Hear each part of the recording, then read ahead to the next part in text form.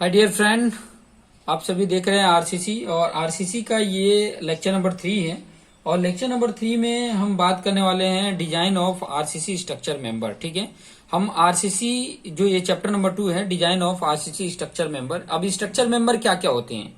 Structure member, structure आपको पता ही है क्या आता है। ठीक है, अभी स्ट्रक्चर जो जिन मेंबरों से बना होता है, मेंबर का मतलब ये हुआ कि जैसे कि बीम हो गया, कॉलम हो गया, ठीक है, फुटिंग हो गया, ये सब भी मेंबर हैं जो मिल के एक स्केलेटन बनाते हैं, स्केलेटन फॉर्म में बनाते हैं, जिसी को बोला जाता है स्ट्रक्चर। ठीक है, वो एक फ्रेम होता है, स्केलेटन फॉर्म में रहता है तो फ्रेम रहता है, बाकी जब सारी चीजें फुलफिल की जाती है तो एक स्ट्रक्चर हो जाता है। तो चलिए मैं सबसे पहले तो आपको स्ट्रक्चर बता देता हूँ कि स्ट्रक्चर है क्या। ठीक है, स्ट्रक्चर से रिलेटेड मैं पॉइंट बता देता हूँ। स्ट्रक्चर, ठीक है, तो structure is arrangement of different member serving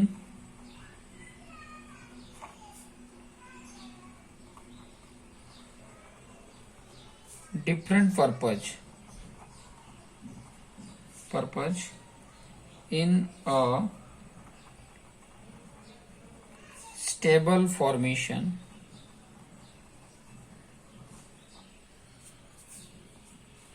safe and fulfilling the ultimate objective। ठीक है, उसी को बोला जाता है स्ट्रक्चर। ठीक है, तो structure is a arrangement of different member, जैसे कि मैंने अभी बताया कि जैसे बीम हो गया, कॉलम हो गया, स्लैब हो गया। ठीक है, serving different purpose in A stable formation. Stable formation का मतलब जो स्टेबल हो, रुका हुआ हो। ठीक है, safe and fulfil the ultimate objective, जो भी उसका अल्टीमेट ऑब्जेक्टिव है, पूर्ण जो ऑब्जेक्टिव है उसको फुलफिल करता हो, तो उसी को बोला जाएगा स्ट्रक्चर। ठीक है, अब जैसे कि जो मटेरियल हम यूज करते हैं, जो मटेरियल यूज करते हैं, आपको ऑलरेडी पता है, वो चीजों के बारे में तो ऑलरेडी मैं प्रीवियस में डिस्कस कर चुका हूं। ठीक है, मटेरियल टू बी यूज, जैसे कि सीमेंट कंक्रीट, एक तो सीमेंट कंक्रीट होता है और उसके साथ क्या होता है, विथ रेनफोर्सिंग मटेरियल होता है। सीमेंट कंक्रीट होता है और रेनफोर्सिंग मटेरियल होता है, जो मिल के बना देता है क्या, आरसीसी स्ट्रक्चर। ठीक है, अभी ये दो मटेरियल्स के रिलेटेड ही हमें बहुत कुछ पॉइंट जानने की जरूरत है। ठीक है, तो हेडिंग डालते हैं बेसिक डिजाइन कॉन्सेप्ट। ठीक है, बेसिक डिजाइन कॉन्सेप्ट से रिलेटेड पॉइंट मैं आपको बता देता हूं।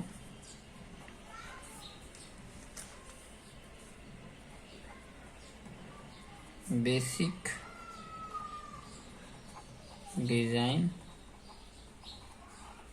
कॉन्सेप्ट।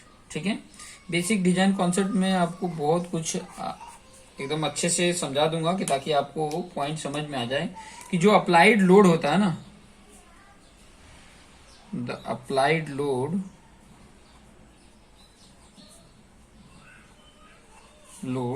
जैसे कि अप्लाइड लोड में क्या हो सकता है, लाइव लोड हो सकता है, डेड लोड हो सकता है, विंड लोड हो सकता है, अर्थक्वेक लोड हो सकता है और अदर्स। ठीक है, ये टाइप्स के जो लोड होते हैं, ठीक है, शुड बी ऑलवेज, हमेशा क्या होने चाहिए, should be always less than the material strength.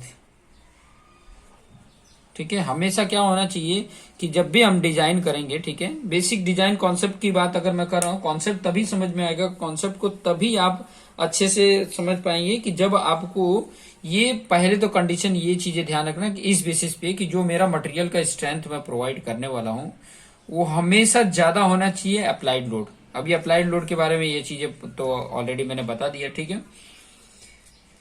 अभी कुछ और इम्पोर्टेंट पॉइंट जो है वो चीजें वन बाय वन करके मैं आपको बता देता हूं कि ताकि आपको समझ में आ जाए। जैसे कि पहला पॉइंट लिख सकते हैं यहाँ पे, ठीक है। पहला पॉइंट इसमें क्या है कि behaviour of the material, behaviour of the material under any kind of loading or if applied combine should be known to the designer, ठीक है। जो भी इसको डिजाइन करने वाला है उसको मटेरियल के बिहेवियर, ठीक है, और उसके काइंड ऑफ लोडिंग जो उसके ऊपर अप्लाई कंबाइन होकर अप्लाई होने वाले वो सारी जानकारी एक डिजाइनर को होनी चाहिए, ठीक है। एक डिजाइनर को इन सभी की जानकारी होनी चाहिए कि जैसे मैं अगर पॉइंट बोलूं stress strain behavior of the material to material subjected to loading, ठीक है। जो stress strain behaviour of the material है सब्जेक्टेड टू लोडिंग के अकॉर्डिंग स्ट्रेस स्ट्रेन बिहेवियर है, वो चीजें आपको पता होनी चाहिए, ठीक है। वो चीजें अगर पता है तब जाके आप मतलब इन सब पॉइंटों को समझ पाएंगे, ठीक है। कहने का मतलब है एक प्रॉपर मेथड होना चाहिए डिजाइन करने के लिए। एक और पॉइंट मैं बता देता हूँ, दूसरा पॉइंट हेडिंग डाल के लिख सकते हैं, ठीक है, कि एक जो डिजाइनर है कि जो भी डिजाइन करने वाला है ये सब चीजें तो नॉलेज होनी चाहिए, उसके साथ साथ एक और होना चाहिए कि जो डिजाइनर है, डिजाइनर शुड बी अडॉप्ट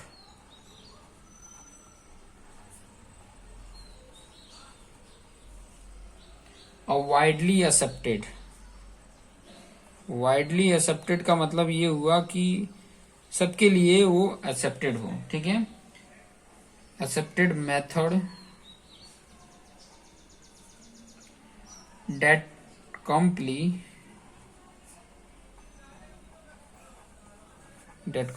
मतलब स्वीकृत हो, ठीक है, स्वीकृत विथ डिजाइन स्पेसिफिकेशन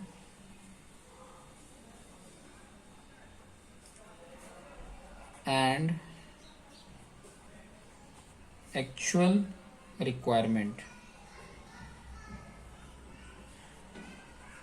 ओके। कहने का मतलब है कि एक जो डिजाइनर है उसके पास एक प्रॉपर मेथड होना चाहिए डिजाइन करने के लिए जो सब रूप से वाइडली एक्सेप्टेड हो, ठीक है, वाइडली एक्सेप्टेड हो या कंपली हो, ठीक है, स्वीकृत हो। एक प्रॉपर मतलब डिजाइन स्पेसिफिकेशन हो, एक्चुअल जो रिक्वायरमेंट है उसके बेस पे वो स्वीकृत हो, तो ठीक है। तो जो मेथड यूज टू डिजाइन है आरसीसी स्ट्रक्चर मेंबर के लिए वो मेथड आपको ऑलरेडी पता है कि WSM मेथड होता है, फिर बाद अल्टीमेट लोड मेथड होता है और एक होता है लिमिट स्टेट मेथड। ESC में अगर इस ESC की अगर मैं बात कर रहा हूं, सॉरी, तो वहां पर लिमिट स्टेट जो मेथड है वो काफी इंपॉर्टेंट है, ठीक है। तो वो चीजें भी मैं यहाँ पर आपको एक्सप्लेन करके समझा देता हूँ, ठीक है। जैसे यहाँ पे देख सकते हैं कि कितने मेथड है, देयर आर 3 मेथड, ठीक है, ये 3 मेथड यूज करके हमने डिजाइन, जितने भी आप स्ट्रक्चर देखते हो उसको डिजाइन किया गया है। ठीक है, वर्किंग स्ट्रेस मेथड है, अल्टीमेट लोड मेथड है, ठीक है, यहाँ पर आप देख रहे हैं, और लिमिट स्टेट मेथड है। ठीक है, ये इतने मेथड का यूज करके हमने यहाँ पर देखा। ठीक है, अब यहाँ पर एक और चीज इंपॉर्टेंट है कि वर्किंग स्ट्रेस मेथड जो है ना, ये ट्रेडिशनल मेथड है, ये ओल्ड मेथड है। पहले इस मेथड का यूज करके और जितने भी स्ट्रक्चर थे वो बनाए जाते थे। ठीक है, इसमें खासियत ये पॉइंट थी ना, ये वर्किंग स्ट्रेस मेथड की, कि इसमें मटेरियल का यूज और स्पेस का यूज ज्यादा होता था। ठीक है, जब अगर पुराने अगर स्ट्रक्चर को देखो तो वहां पे बहुत मोटी मोटी दीवारें आपको देखने को मिलेगी। कहने का मतलब ये है ना कि उसकी स्ट्रेंथ बहुत ज्यादा प्रोवाइड कर देते थे। स्ट्रेंथ मतलब, और ये किस लिए होता था वो सारे पॉइंट आउट का यहाँ पर डिस्कस कर देते हैं। This was the traditional method of design. Material is assumed to behave in a linearly elastic material. ठीक है, जो हुक्स लॉ वैलिड है ना, वो वर्किंग स्ट्रेस मेथड को लेकर ही वैलिड है। ठीक है, तो ये चीजें भी लीनियरली मैनर हो, और आपको पता है लीनियरली कहाँ तक मैनर होता है, जहां पे हम स्ट्रेस स्ट्रेन कर्व को देखते थे। वो सारे पॉइंट तो आपको ऑलरेडी पता है, अगर नहीं पता है तो मेरे स्ट्रेंथ ऑफ मटेरियल के वीडियो देख लिए। क्योंकि देखिए, स्ट्रेंथ ऑफ मटेरियल और स्ट्रक्चर एनालिसिस अगर ये आपको नहीं आते हैं तो कहीं न कहीं यहाँ पर प्रॉब्लम होगी। ठीक है, आरसीसी में प्रॉब्लम होगी। तो ये सारे देखो, अभी आरसीसी में मैं स्ट्रेंथ ऑफ मटेरियल को नहीं पढ़ाने जाऊंगा, उसको सेपरेट मैं पढ़ा ले रहा हूँ। ठीक है, क्योंकि वो चीजें अगर वहां पर पढ़ ली हो तो फिर बाद में यहाँ पर आपको आसानी से हर चीजें समझ में आ जाएगी। तो stresses within the material are not allowed to exceed the permissible stress. ठीक है, जो स्ट्रेसेस है मटेरियल के, ठीक है, वो अलाउ नहीं करते हैं बढ़ने के लिए परमिसिबल स्ट्रेस से। ठीक है, जो वर्किंग स्ट्रेस है is not greater than a permissible stress. ठीक है, अब यहाँ पे देख सकते हो permissible stress equal to strength of material upon factor of safety. मतलब स्ट्रेस कितना होना चाहिए, स्ट्रेस कितना होना चाहिए, जो स्ट्रेंथ ऑफ मटेरियल और फैक्टर ऑफ सेफ्टी, कहने का मतलब जो स्ट्रेंथ ऑफ मटेरियल है ना, उससे कम होना चाहिए परमिसिबल स्ट्रेस। ठीक है, जो मटेरियल की स्ट्रेंथ है, ठीक है, उससे क्या होना चाहिए, कम होना चाहिए परमिसिबल स्ट्रेस का, क्योंकि ये फैक्टर ऑफ सेफ्टी, अभी यहाँ पे देख भी सकते हो कि फैक्टर ऑफ सेफ्टी कॉन्क्रीट के लिए 3 लेते हैं। फैक्टर ऑफ सेफ्टी इसको बोला जाता है, यहाँ पे मैं लिख देता हूं, इसको क्या बोला जाता है, फैक्टर ऑफ सेफ्टी बोलते हैं। ठीक है, फैक्टर ऑफ सेफ्टी है। तो फैक्टर ऑफ सेफ्टी ये देखो, ये इंपॉर्टेंट है, एग्जाम में इससे रिलेटेड क्वेश्चन पूछ लेता है। ठीक है, कंक्रीट के लिए फैक्टर ऑफ सेफ्टी कितना है, 3 है। अब देखो, ये कोई वैल्यू में 3 से डिवाइड कर दोगे तो वैल्यू क्या हो जाएगी, कम हो जाएगी, मतलब परमिसिबल स्ट्रेस उतना आ जाता है। ये आगे मैंने आप ऑलरेडी बता के भी रखा है। Factor of safety for steel के लिए 1.8, ये चीजें याद रखिएगा। ठीक है, परमिसिबल स्ट्रेस इन स्टील जो है, देखिए स्टील की अगर बात करें तो 1.8 से डिवाइड किया तो कितना है, 0.55 FY। FY क्या है, FY जो स्टील का ग्रेड होता है, जैसे कि माइल्ड स्टील है तो 250 होता है, HYSD है तो 415 होता है, और 500 का होता है। तो वैल्यू पुट करोगे तो आपकी जो उसकी यील्ड स्ट्रेंथ थी वो उससे भी कम हम स्टेज पर लेकर डिजाइन करते हैं। ठीक है, देखो कहने का मतलब ये है ना कि मैं आपको बोलूं कि जैसे कि हम सामने वाला जो है, जो मेरे ऊपर अप्लाई होने वाला है, लोड अप्लाई होने वाला है, वो चीजें मैं ज्यादा मान लेता हूं, जितना लोड लगने वाला है उससे भी ज्यादा लेकर मैं डिजाइन करता हूं। ठीक है, और मेरे अंदर जो पावर है, ठीक है, मान लो कि मैं 100 किलो न्यूटन का लोड सह सकता हूं, तो मैं जो डिजाइन कर रहा ना वो 50 किलो न्यूटन लेकर करता हूं, कि 50 किलो न्यूटन मतलब जो पॉइंट मैं बोलना चाहता हूं कि मेरी जो स्ट्रेंथ है, ठीक है, वो मैं अपने आप को कम मान के चलता हूं। ठीक है, स्ट्रेंथ को कम मानता हूं और लोड को ज्यादा लेकर हम डिजाइन करते हैं, कि ताकि मेरा जो क्राइटेरिया है, ठीक है, सेफ होने की क्राइटेरिया है, वो काफी ज्यादा मतलब बेस्ट रहे। इसलिए इसको ध्यान में रखते हुए हम इस सब चीजों को डिजाइन करते हैं। ठीक है, फिर बाद में नेक्स्ट पॉइंट की अगर मैं बात करूं, उसकी क्यों, मतलब अभी फिलहाल अगर देखा जाए तो वर्किंग स्ट्रेस मेथड मतलब हर स्ट्रक्चर के लिए यूज नहीं किया जाता है, तो उसकी डेफिशिएंसी क्या थी, deficiency in working stress method की अगर मैं बात करूं तो क्या थी डेफिशिएंसी, कमी क्या थी। ठीक है, तो पहला इसमें देख सकते हैं, if may not be possible to keep the stresses within permissible limit, this is because किस किस कारण से था, श्रिंकेज और इफेक्ट ऑफ स्ट्रेस कॉन्सेंट्रेशन। ठीक है। ये इन रीजनों के कारण ये पॉसिबल नहीं रखा गया था, जो परमिसिबल लिमिट है। दूसरा इंपॉर्टेंट पॉइंट इसमें डिफिशिएंसी में बोलेंगे कि in working stress method of design actual margin of safety is not equal to factor of safety use in WSM, ठीक है। वो एक्चुअल नहीं था, ठीक है, डब्ल्यूएसएम में। तो actual margin of factor of safety कैसे निकालते थे? Collapse load upon service load. Actual जो मार्जिन फैक्टर ऑफ सेफ्टी निकालते थे कोलैप्स ऑफ सर्विस लोड। लेकिन जब ये चीजें फाइंड आउट की जाती थी तो जो हमने माना है फैक्टर ऑफ सेफ्टी उसके इक्वल नहीं आती थी। वो चीजें ये कह रहा है, ठीक है। जो चीज हमने लेकर रखा है वो चीजें नहीं मिलती थी। थर्ड क्या बोला है कि WSM fail in discriminate between different loading acting simultaneously. WSM fail होने का रीजन था डिस्क्रिमिनेट, मतलब किसके बीच में? डिफरेंट लोडिंग जो थे उनके बीच का डिस्क्रिमिनेट होता था, अंतर बताता था, ठीक है। However design using is quite simple and this is method is still adopt for. अब भी मतलब जो ये मेथड यूज होता है वो किसके लिए?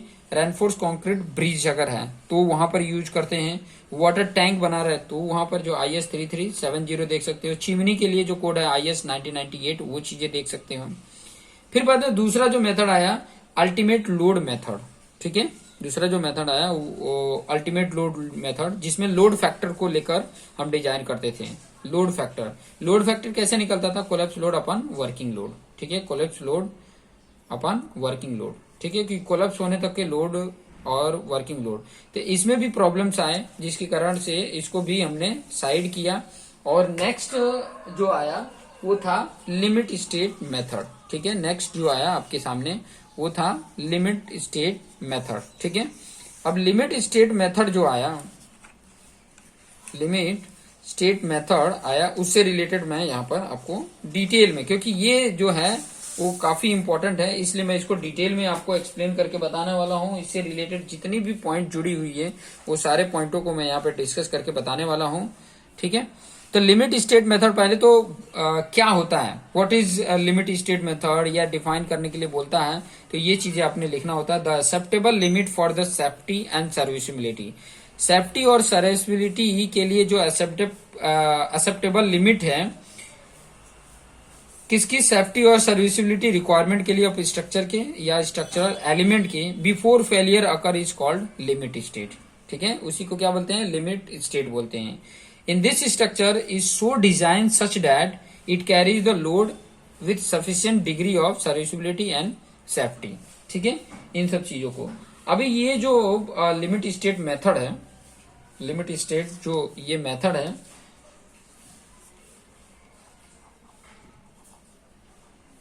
लिमिट स्टेट मेथड है जो दो क्राइटेरिया को फुलफिल करता है। दो क्राइटेरिया को फुलफिल करता है। पहली जो इसकी क्राइटेरिया है कोलैप्स, ठीक है, लिमिट स्टेट कोलैप्स, ठीक है। और दूसरा है उसकी सर्विसिबिलिटी को,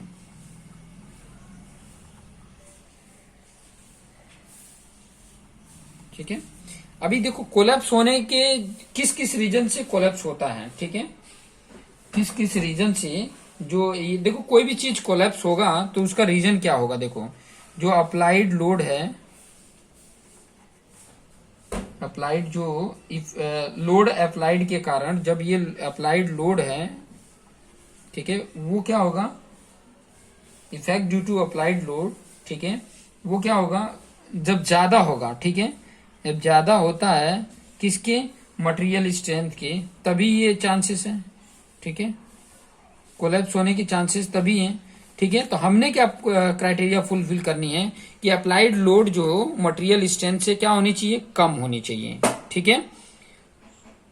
लिमिट स्टेट मेथड कोलैप्स की अगर मैं बात करूं कोलैप्स से रिलेटेड, तो कोलैप्स होने के लिए जो रीजन है वो चीजें मैं बता देता हूं कौन कौन से रीजन से होता है। एक तो ड्यू टू फ्लेक्चर, फ्लेक्चर मतलब बेंडिंग, ठीक है, बेंडिंग के कारण फेल कोलैप्स होगा, ठीक है। इसको मुझे इंप्रूव करने की जरूरत है, जो limit state method at collapse के बेस पे इसको हम बेस्ट करते हैं, ठीक है। इसको इसमें सुधार ला देते हैं। फिर बाद में ड्यू टू शियर, ठीक है, उसका शियर स्ट्रेंथ हम मजबूत करेंगे, ठीक है।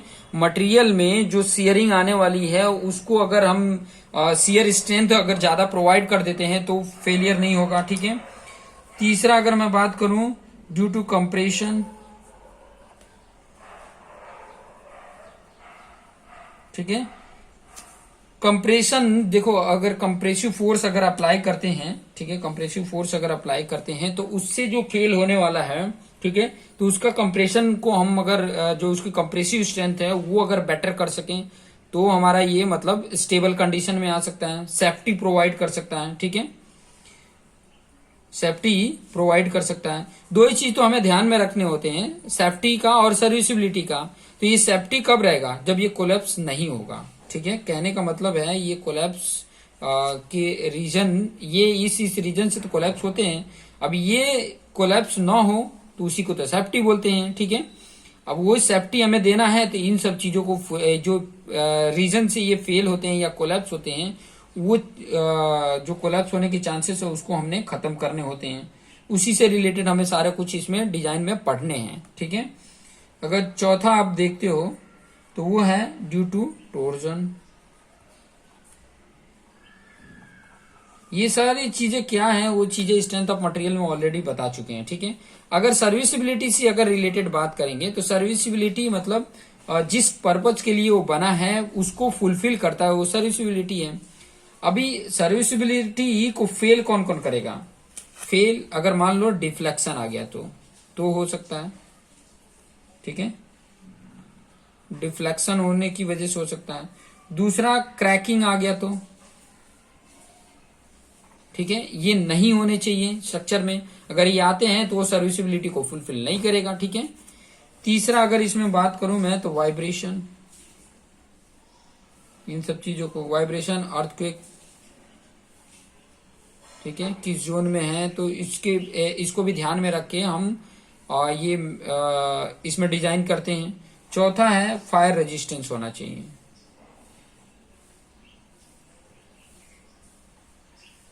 ठीक है। ये सारे जो पॉइंट थे वो चीजें इंपॉर्टेंट भी हैं, बहुत ही काम के हैं। अगर इन सब चीजों को अगर ध्यान में रखेंगे तो बड़े ही आसानी से आप समझ पाएंगे, ठीक है।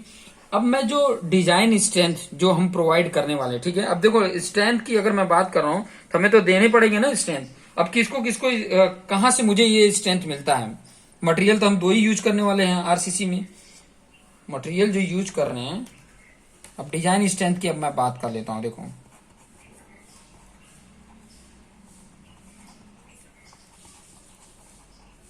तो मैं कहां से दूंगा स्ट्रेंथ? स्ट्रेंथ दूंगा तो जो मटेरियल से मैं बनाने वाला हूं वही उसका स्ट्रेंथ देगा, ठीक है। तो वो स्ट्रेंथ किसके किसके? पहला तो आपको सीमेंट कंक्रीट देगा ये स्ट्रेंथ, और दूसरा आपका देगा रेनफोर्समेंट, जो भी आप यूज कर रहे हो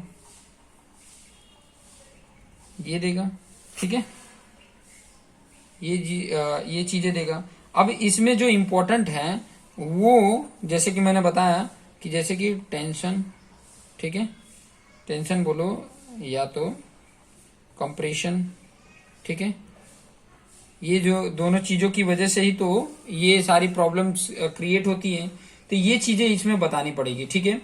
अगर मैं आपको बोलूं कि ये जो सीमेंट कंक्रीट होता है, ठीक है, सीमेंट कंक्रीट से रिलेटेड ऑलरेडी हमने पढ़ चुके हैं। अगर नहीं पढ़े हो तो मेरा कंक्रीट टेक्नोलॉजी का वीडियो देखिए जिसमें ऑलरेडी मैंने बताया कि जो कंक्रीट है ना, ठीक है, ये यहाँ पे जब लिमिट स्टेट डिजाइन का मेथड किया जाता है ना, देखो इसका कंप्रेसिव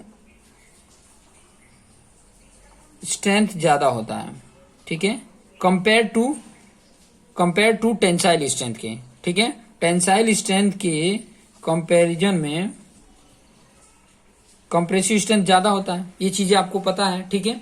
तो जो चीज ज्यादा है उसके लिए ही हम इसमें यूज करते हैं। तो ये जो आरसीसी जो इसमें लिमिट स्टेट मेथड का यूज करके डिजाइन हम करने वाले हैं, वहां पे प्रीफरशिप करता है कि कंप्रेसिव स्ट्रेंथ को, ठीक है। टेंसाइल स्ट्रेंथ को इसको जो कंक्रीट है उसका तो वो लेता ही नहीं है, ठीक है। और जो रेनफोर्समेंट है ना देखो, और इसके जरिए अगर मैं बात करूं, अभी सिर्फ सीमेंट कंक्रीट से बात कर लेते हैं, फिर बाद में ये रेनफोर्समेंट के बारे में बात करेंगे, ठीक है। तो इससे मिलता है हमें एफसीके, जो क्या देता है, कंप्रेसिव स्ट्रेस देता है या स्ट्रेंथ बोलो, ठीक है। कंप्रेसिव स्ट्रेस देता है या स्ट्रेंथ देता है। स्ट्रेस मतलब क्या होता है कि जो लोड आ रहा है उसको रजिस्ट कर रहा है, रोक रहा है, ठीक है, उसी को बोला जाता है, और वही स्ट्रेंथ भी होता है, ठीक है। और अगर मैं इसी की टेंसाइल स्ट्रेंथ की बात करूं, जो अभी मैंने पॉइंट बताया, टेंसाइल स्ट्रेंथ की अगर मैं बात करूं, किसकी मैं बात कर रहा हूं, सीमेंट कंक्रीट की बात कर रहा हूं, ठीक है, सीमेंट कंक्रीट की बात कर रहा हूं मैं। तो टेंसाइल स्ट्रेंथ आपको पता ही है, आपको ऑलरेडी पता है, IS 456 2000 कोड में भी देखोगे तो वो चीजें लिखा है यहाँ पे, FCR, जिसको फ्लेक्चरल स्ट्रेंथ भी बोला जाता है, इक्वल टू क्या है, 0.7 अंडर रूट FCK, ठीक है, यहां से मिलता है। या तो आप ऐसे भी कर सकते हो, 10 से लेके 15% तक ऑफ FCK होता है, ठीक है, 10 से 50% FCK का 10 से 50% उसका टेंसाइल स्ट्रेंथ होती है, ठीक है, जो बहुत ही क्या होती है, इज वेरी लेस होती है, जो बहुत ही कम है, ठीक है। इसके बेस पे तो हम मतलब डिजाइन कर सकते नहीं है, ठीक है, क्योंकि अगर कंप्रेशन की बात करते हैं तो कंप्रेसिव स्ट्रेंथ अगर जितना उसमें कंप्रेसिव स्ट्रेंथ लग रहा है उतना अगर ये सह सकता है तो ठीक है, नहीं तो फिर बाद में हमें क्या करना पड़ेगा, कोई और इसके साथ अटैच करने पड़ेंगे, जो चीजें आप मतलब जब बीम की डिजाइन करेंगे तो वहां पे वो सारे पॉइंट बताऊंगा कि अगर उसकी कंप्रेसिव लोड भी अगर ज्यादा हो जाती है as compare to compressive strength, तब फिर बाद में हम मतलब स्टील को भी प्रोवाइड करते हैं, क्योंकि स्टील जो होता है वो बहुत ही ज्यादा कंप्रेसिव स्ट्रेंथ भी होता है और टेंसाइल स्ट्रेंथ भी होता है, अप्रोक्सीमेट टेंसाइल और कंप्रेसिव सेम ही होते हैं, यहाँ पर मैं बता दूंगा, ठीक है। तो इन सब को देखकर, इन सब चीजों को देखकर इन आरसीसी जो सीमेंट कंक्रीट है is only designed for compression, सिर्फ और सिर्फ कंप्रेशन के लिए डिजाइन करता है कंक्रीट का, ठीक है। कंक्रीट जो मटेरियल है वो सिर्फ कंप्रेशन के लिए ही डिजाइन करता है, ठीक है। अगर वही चीज अगर मैं बात करूं कि अगर मान लीजिए कि प्री स्ट्रेस कंक्रीट जहां पे मतलब हम कर रहे हैं, ठीक है, प्री स्ट्रेस अगर कंक्रीट की अगर मैं बात करूं, ठीक है, यहाँ पे लिख देता हूं,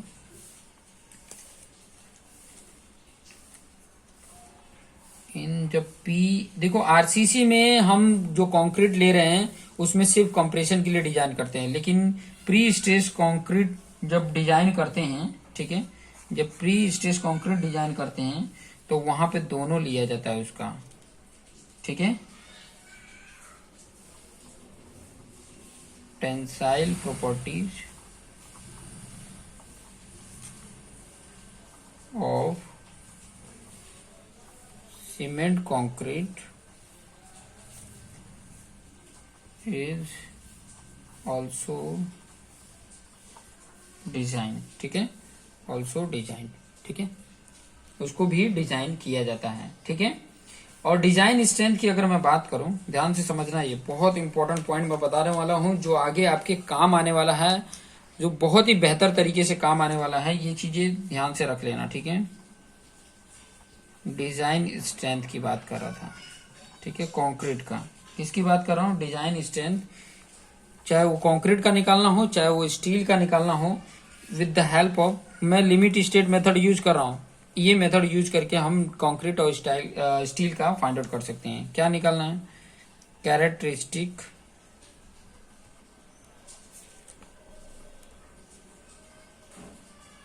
compressive strength of concrete upon partial factor of safety, ठीक है, पार्शियल फैक्टर ऑफ सेफ्टी यहां पर यूज किया जाता है, ठीक है। जो भी मटेरियल है, ठीक है, जो भी मटेरियल है उसका, ठीक है, जो भी मटेरियल है उसका partial partial factor of safety, ठीक है, पार्शियल सेफ्टी ऑफ फैक्टर भी बोला जाता है, पार्शियल फैक्टर ऑफ सेफ्टी भी बोल सकते हो, कोई प्रॉब्लम नहीं है। पार्शियल सेफ्टी ऑफ फैक्टर ये भी बोला जाता है, ठीक है,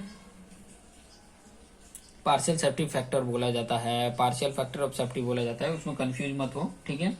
तो अगर मैं कंक्रीट की अगर मैं बात करूं, देखिए डिजाइन स्ट्रेंथ को मैं डीएस ले लेता हूं, ठीक है। तो अगर डीएस फॉर कंक्रीट के लिए अगर मैं बात करूं, डीएस फॉर कंक्रीट की अगर मैं बात करूं, ध्यान से समझना, डीएस फॉर कंक्रीट की अगर मैं बात करता हूं तो ये आपका होता है एफसीके, ठीक है। एफसीके में 1.5 से ऑलरेडी पहले मैं डिवाइड कर लेता हूं, ठीक है। क्यों डिजाइन करते हैं वो चीजें मैं बता देता हूं। ये जो 1.5 लिया जाता है, पहला होता है उसके डायमेंशन की, डायमेंशन जो होते हैं उसके बेस पे, और दूसरा इसमें जो रीजन होता है ये 1.5 डिवाइड करने का, वो रीजन होता है लोडिंग, ठीक है, लोडिंग के बेस पे। ये दो चीजों के बेस पे ये 1.5 से डिवाइड करते हैं, ठीक है।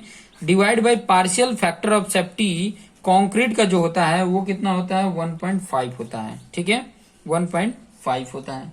तो यहां पर ये देखो, इसमें 1.5 फिर ये 1.5 डिवाइड करोगे, तो मैं यहाँ पे आपको दिखा देता हूँ कितना वैल्यू आती है। यहाँ पे कैल्सी में देख सकते हो, देखिए 1 डिवाइड बाई 1.5 ये वैल्यू आई, फिर उसमें डिवाइड कर रहे हैं 1.5, कितनी वैल्यू आ रही है, 0.44444 ये वैल्यू आ रही है, ठीक है, समझ में आ रहा है। पहली बार जब डिवाइड करते हैं, देखो 1 डिवाइड बाई 1.5 जब करते हैं तो कितना आ रहा है, 0.666, मतलब 0.67 आता है, ठीक है। तो इसकी वैल्यू क्या आ गई, पहले तो 0.67 एफसीके आया, अपॉन ये 1.5 किए, 0.67 में 1.5 डिवाइड किए तो कितना आ रहा था, देखो 0.67 डिवाइड बाय 1.5 करते हो तो आपकी वैल्यू कितनी आ रही है, 0.446 ऐसे करके आ रहा है, ठीक है। मतलब आपका वैल्यू आ जाती है 0.45 एफसीके आ जाता है, ठीक है। ये किसके लिए है, डिजाइन स्ट्रेंथ फॉर कंक्रीट के लिए है, डिजाइन स्ट्रेंथ फॉर कंक्रीट के लिए लिख देता हूं, डिजाइन स्ट्रेंथ फॉर कंक्रीट के लिए इतना वैल्यू आ जाती है, ठीक है। ये आगे काम आएगा, बस यहाँ पर समझ लीजिए कि इतना value design strength for concrete के लिए होता है, ठीक है। ये डिजाइन स्ट्रेस बोल सकते हो, डिजाइन स्ट्रेंथ बोल सकते हो, ठीक है। जब स्ट्रेस डायग्राम ड्रॉ करेंगे तो वहां पर ये चीजों को लिखकर मैं बताऊंगा कि 0.45 एफसीके, और ये कहां से आया, ये चीजें यहां से आ रही है, ठीक है। जब मैं स्ट्रेस डायग्राम ड्रॉ करूंगा, स्ट्रेन डायग्राम ड्रॉ करूंगा, तो हर चीजें मैं कहां से ये लिख रहा हूं, वहां पर वो चीजें यहां से लिख रहा हूं, ठीक है। ये सब पॉइंट ध्यान में रखना, ठीक है। वही चीज अगर मैं रेनफोर्समेंट की अगर बात करूं, अभी तो कंक्रीट लेकर चल रहे थे, अभी अगर मैं रेनफोर्समेंट की अगर मैं बात करूं, दूसरा क्या था, रेनफोर्समेंट, और रेनफोर्समेंट में इसमें क्या यूज करते हैं, स्टील यूज कर रहे हैं, ठीक है। और स्टील का जो पार्शियल सेफ्टी फैक्टर होता है, ठीक है, पार्शियल फैक्टर ऑफ सेफ्टी बोलो, ठीक है, जो वैल्यू होती है वो कितनी होती है, यहां पर पहले लिख देता हूं, जो पार्शियल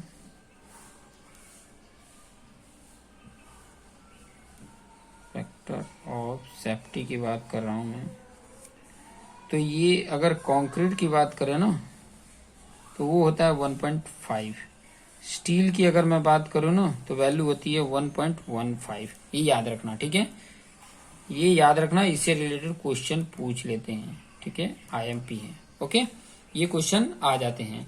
तो अगर स्टील की अगर मैं स्ट्रेंथ की बात करूं, ठीक है, तो स्टील जो होता है ना, स्टील की अगर मैं बात करूं तो ये जो होता है, ये टेंसाइल और कॉम्प्रेसिव स्ट्रेंथ दोनों इसके इक्वल होते हैं और ज्यादा ही होते हैं कंपेयर टू, अगर मैं कंक्रीट की कंप्रेसिव स्ट्रेंथ की बात करूं और स्टील की कंप्रेसिव स्ट्रेंथ की बात करूं, तो उसके कंपैरिजन में, कंक्रीट के कंपैरिजन में स्टील की कंप्रेसिव स्ट्रेंथ काफी ज्यादा होती है, ठीक है।